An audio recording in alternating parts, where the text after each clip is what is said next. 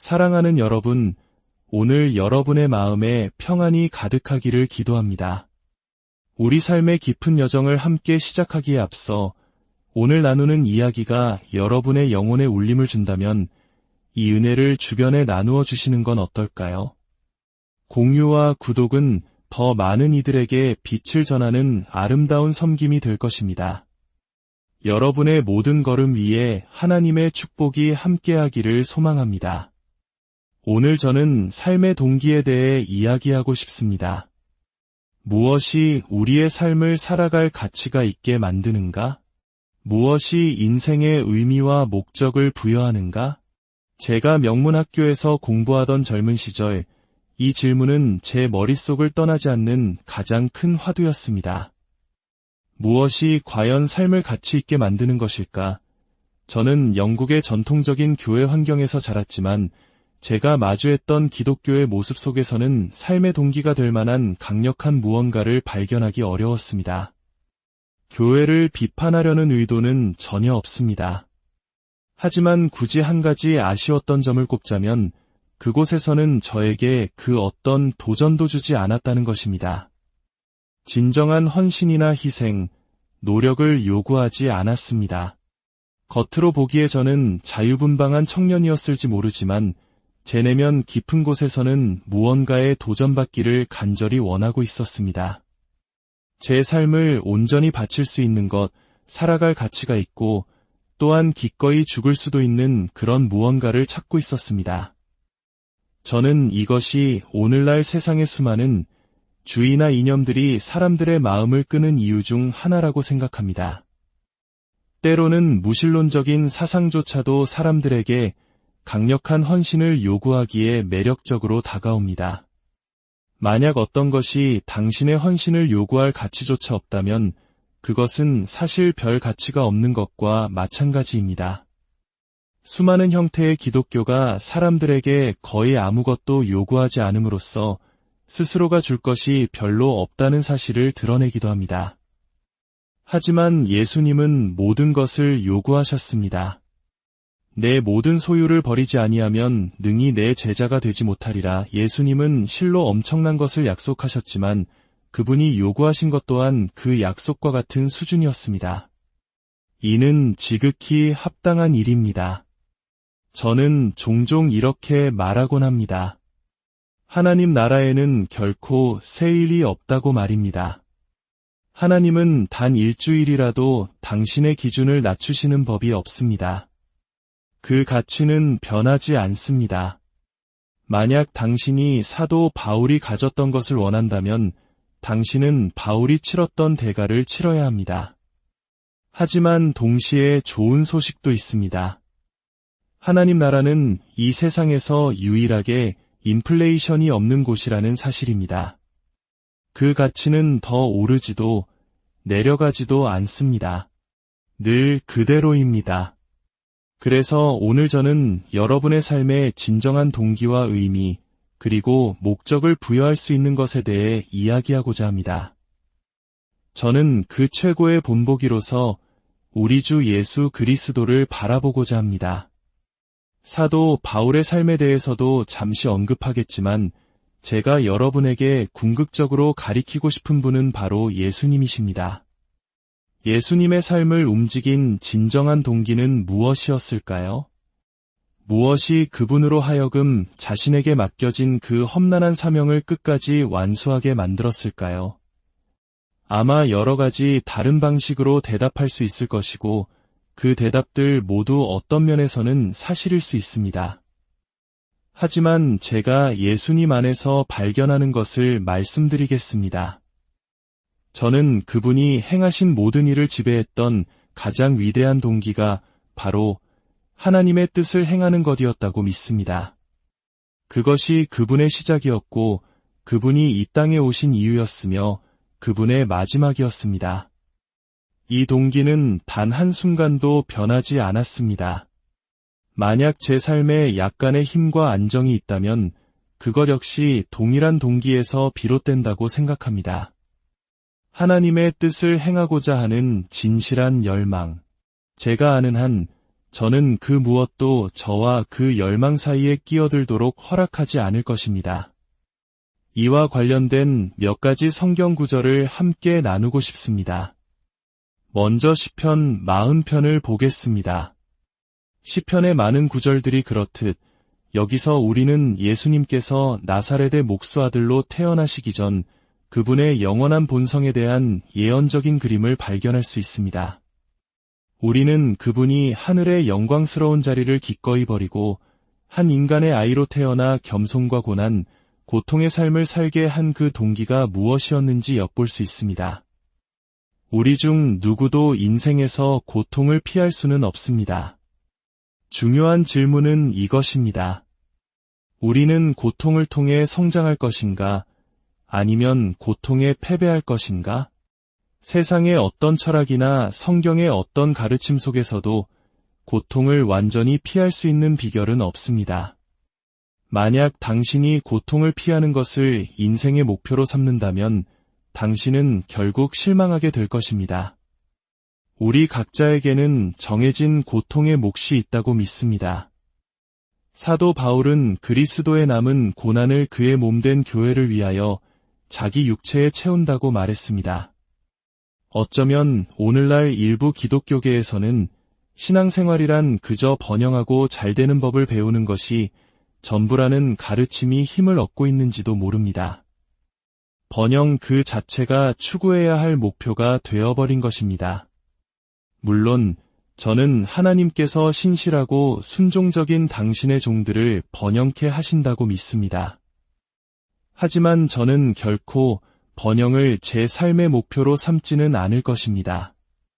성경은 오히려 부하려 하는 자들은 시험과 올무와 여러 가지 어리석고 해로운 욕심에 떨어지나니 곧 사람으로 파멸과 멸망에 빠지게 하는 것이라고 경고합니다.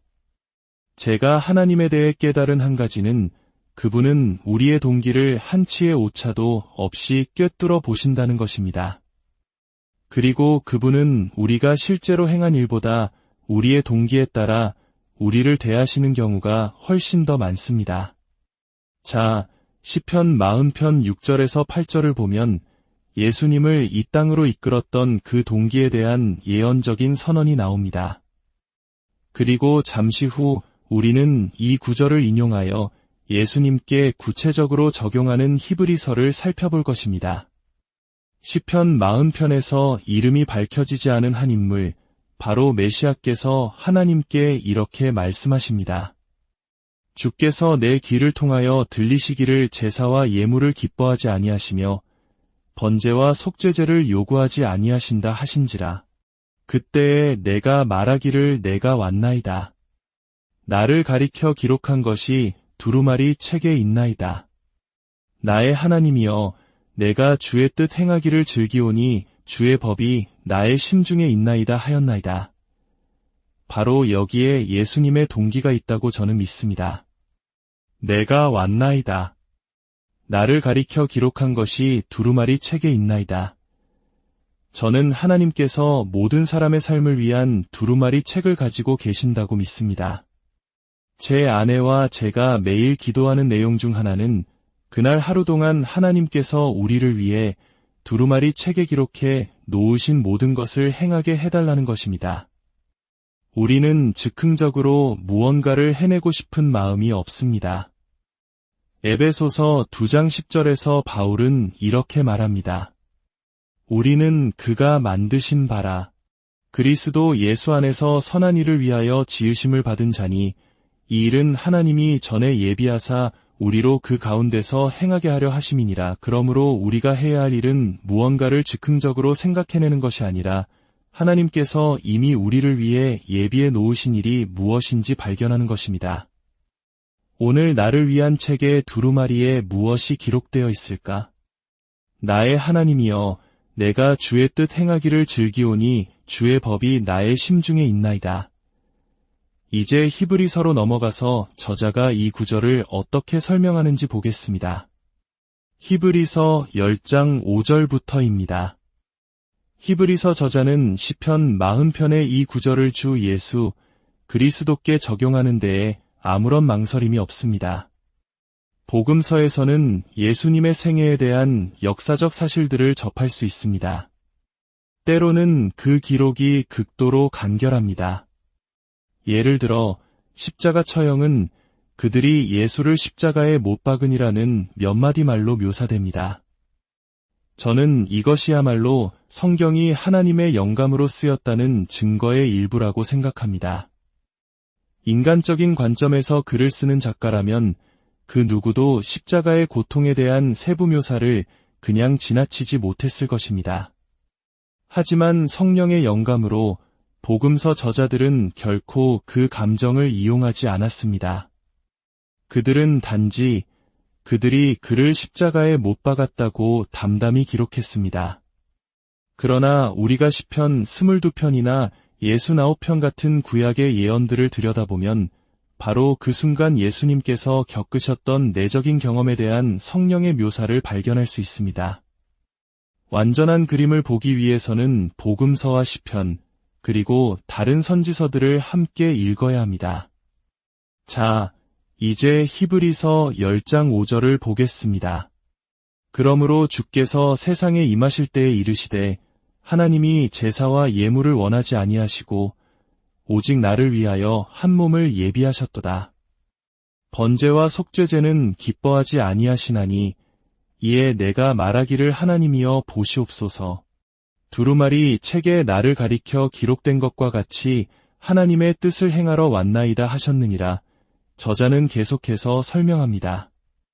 먼저 구약의 제사를 언급한 뒤 보시옵소서 내가 하나님의 뜻을 행하러 왔나이다 라고 하셨으니 그 첫째 것, 즉 율법의 제사를 폐하심은 둘째 것, 곧 자신의 희생을 세우려 하심이라고 말입니다.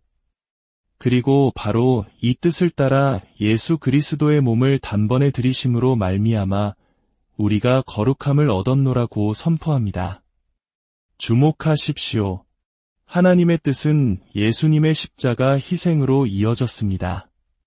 그것이 하나님의 뜻의 궁극적인 목적지였으며 그분을 위해 두루마리에 기록된 것의 정점이었습니다.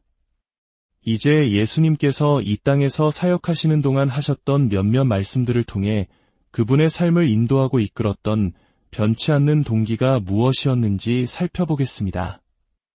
특히 요한복음에는 이 주제가 두드러지게 나타납니다. 요한복음 4장에는 잘 알려진 장면이 나옵니다. 예수님께서 야곱의 우물가에서 쉬고 계실 때 제자들은 음식을 사러 마을로 들어갔고 한 사마리아 여인이 물을 기르러 나왔습니다. 예수님은 그녀와 대화를 나누셨고 제자들이 돌아왔을 때의 상황이 27절부터 기록되어 있습니다. 제자들은 예수님께서 여자와 말씀하시는 것을 보고 놀랐지만 감히 아무것도 묻지 못했습니다. 그 사이 여인은 마을로 달려가 사람들을 불러 모았습니다. 그러는 동안 제자들은 예수님께 음식을 드시라고 권했습니다. 그러나 예수님은 그들에게 내게는 너희가 알지 못하는 먹을 양식이 있느니라고 말씀하셨습니다. 제자들은 누가 예수님께 음식을 가져다 드렸는지 서로 수군거렸습니다. 그때 예수님께서 말씀하셨습니다. 나의 양식은 나를 보내신 이의 뜻을 행하며 그의 일을 온전히 이루는 이것이니라. 이것은 정말 놀라운 말씀입니다. 예수님께서는 세상의 음식을 드시지 않고도 하나님의 뜻을 행하는 것을 통해 실제로 육체적인 힘을 얻으셨던 것으로 보입니다. 저 또한 제 자신의 경험을 통해 이것이 사실임을 발견했습니다. 때로는 영적으로나 육체적으로 엄청난 압박감 속에서 사역할 때가 있습니다. 힘의 한계에 다다랐다고 느끼는 순간에 강단에 서기도 합니다. 하지만 신기하게도 말씀을 전하고 사역을 마칠 때쯤이면 시작했을 때보다 더 강해져 있는 저를 발견하곤 합니다. 이것은 상상이 아니라 실제입니다. 저는 예수님께서 하신 말씀의 의미를 조금이나마 이해할 수 있습니다.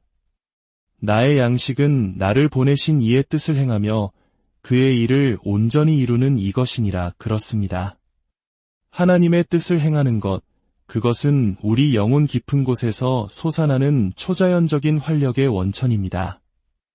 사도 바울은 우리의 겉사람은 낡아지나 우리의 속사람은 날마다 새로워지도다 라고 고백했습니다. 우리 그리스도인들은 이 내면의 힘과 생명력의 원천으로 살아가는 법을 배워야 합니다. 물론 저는 제 몸을 돌보는 것의 중요성을 믿습니다. 합리적이고 실용적인 모든 방법을 통해 몸을 좋은 상태로 유지하려고 노력합니다. 하지만 세상적인 방식이 요구하는 것과 영적인 원리가 요구하는 것 사이에서 선택해야 할 때 저는 항상 영적인 것을 선택하는 원칙을 따릅니다. 왜냐하면 하나님께서 육신에 필요한 것을 채워주실 것이라고 믿기 때문입니다. 하나님의 뜻을 행하는 것은 예수님께 다른 관점을 주었습니다. 제자들은 아직 이 교훈을 배우지 못했습니다. 예수님께서는 하나님의 뜻을 행하는 것에 대해 말씀하신 후 이렇게 말씀하셨습니다. 너희는 넉 달이 지나야 추수할 때가 이르겠다 하지 아니하느냐? 그러나 나는 너희에게 이르노니 너희 눈을 들어 밭을 보라. 희어져 추수하게 되었도다. 어떻게 예수님은 제자들이 보지 못하는 것을 보실 수 있었을까요? 저는 그분이 하나님의 뜻과 하나가 되셨기 때문이라고 믿습니다. 어쩌면 이것은 오늘 우리 삶에도 적용될 수 있습니다.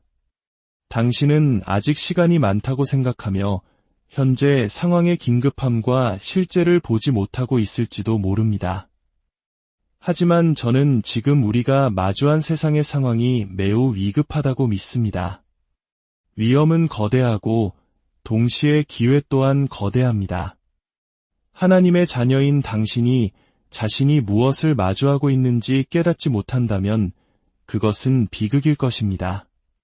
만약 당신이 하나님의 뜻을 행하는 데 진정으로 헌신하지 않는다면 당신은 이 시대의 현실에 대해 영적으로 눈이 먼 상태로 남아있게 될 것입니다. 하나님의 뜻을 행하겠다는 결단은 우리의 눈을 가리고 있던 장막을 걷어내고 다른 사람들이 보지 못하는 것을 보게 하며 상황을 전혀 다른 방식으로 보도록 우리를 이끈다고 저는 믿습니다. 요한복음 5장 30절에서 예수님은 이렇게 말씀하십니다. 내가 아무것도 스스로 할 수 없노라. 듣는 대로 심판하노니 나는 나의 뜻대로 하려 하지 않고 나를 보내신 이의 뜻대로 하려 함으로 내 심판은 위로우니라. 우리가 어떤 상황에서 진정으로 객관적이기는 매우 어렵습니다.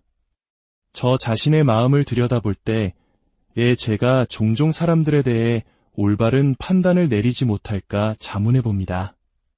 그 대답은 제가 그 상황에 제 자신을, 제 감정과 기대를 투영했기 때문이라고 생각합니다.